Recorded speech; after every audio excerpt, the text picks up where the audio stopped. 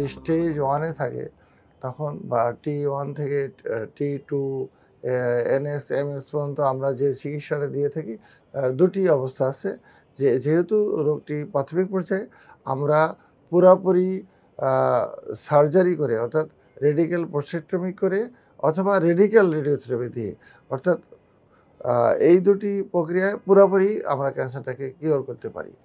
আমাদের দেশের মানুষ রেগুলার একজন ডাক্তারের কাছে বা স্পেশালিস্ট কাছে আসতে পারবে কিনা এটা অনেক সময় পারে না, বিভিন্ন কারণে পারে না। তার ব্যক্তিগত কারণ, সামাজিক কারণ এইসবের জন্য ঠিকমতো অ্যাটেন্ড করে না। এই অবস্থা বিবেচনা করে আমরা যেটা করে থাকি আইদার রেডিক্যাল সার্জারি অথবা রেডিক্যাল প্রোস্টেটেক্টমি করে দিই। প্রোস্টেট গ্ল্যান্ড এবং সেমিনাল ভেসিকল এই জায়গার মধ্যে থাকে।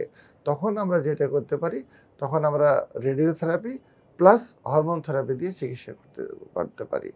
কিন্তু রোগটি যখন ছড়িয়ে যায় অর্থাৎ মেটাস্টেসিস হয়, তখন চিকিৎসা কিন্তু ডিপেন্ড করে আলাদাভাবে। তখন আমরা যে কাজটি করি যে আমরা হরমোন দিয়ে চিকিৎসা করি।